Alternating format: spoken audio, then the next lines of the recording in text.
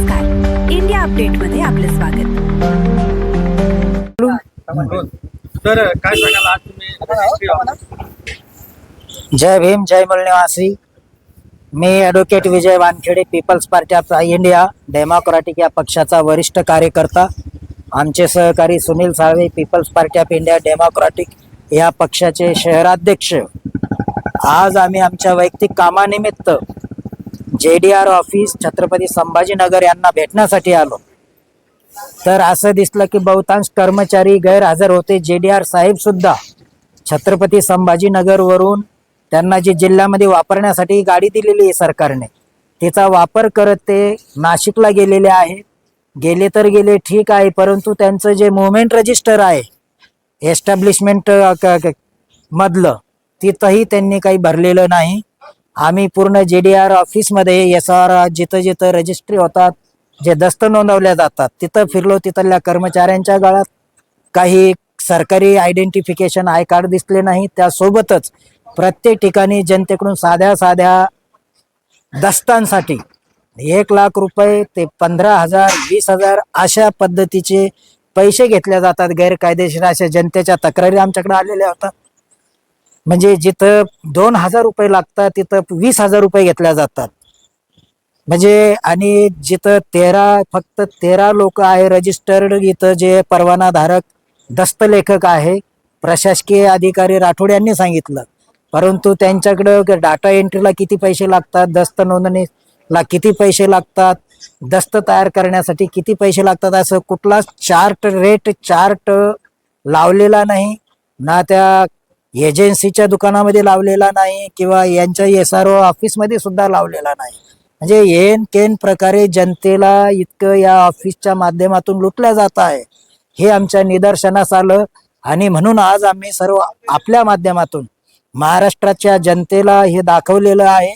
आणि महाराष्ट्र राज्याचे महसूल मंत्री तथा छत्रपती संभाजीनगर जिल्ह्याचे पालकमंत्री यांना विनंती करतो की त्यांनी JDR ऑफिस औरंगाबाद आणि छत्रपती संभाजीनगर आणि सर्व तालुक्याच्या SRO ऑफिसवर लक्ष द्यावं. आणि प्रत्येक ठिकाणी जनतेची जी अडवणूक होत आहे, अधिकारी कर्मचारी किंवा तुमचे जे परवानाधारक दस्तलेखक ही अडवणूक करत आहे, त्यांकडे लक्ष द्यावं. 8 दिवसाचा आम्ही अवधी देत आहोत. जर JDR आणि SOR तालुक्याचे आणि या इथले शहरामधले यांनी जर कार्यवाही नाही केली तर People's party of India democratic या पक्षाच्या माध्यमातून आम्हीच इथं कम्प्युटर टाकणार, आम्ही माहिती चार्ट तयार करणार आणि जनतेचे जे दस्त आहे, केवळ सरकारची जी फी आहे, नोंदणी फी, स्टॅम्प फी आणि जे काही हँडलिंग चार्जेस, ते भरून देण्याचं काम करू. आणि त्यांनीच ते खातेदारांनी भरायचे, पक्षकारांनी. आम्ही फुकटात काम करू आणि त्याच पद्धतीनं सर्वांना JDR ऑफिस SR ऑफिसनं काम करावं, असं पालकमंत्री, मुख्यमंत्री, महसूल मंत्री यांनी सक्ती करावी, असं आमचं या माध्यमातून आपल्या माध्यमातून आव्हान आहे. धन्यवाद. जय भीम, जय मूलनिवासी. आज जे तुम्ही पाहिलं, जेव्हा JDR यांची जे हालचाल रजिस्टर मध्ये त्यांची नोंद नाही आणि गाडी पण कुठं दुसरीकडे गेलेली आहे, तसंच काही कर्मचाऱ्यांच्या गळ्यात कार्ड नाहीत, त्यांच्यावर काय कारवाई होईल अशी अपेक्षा आहे?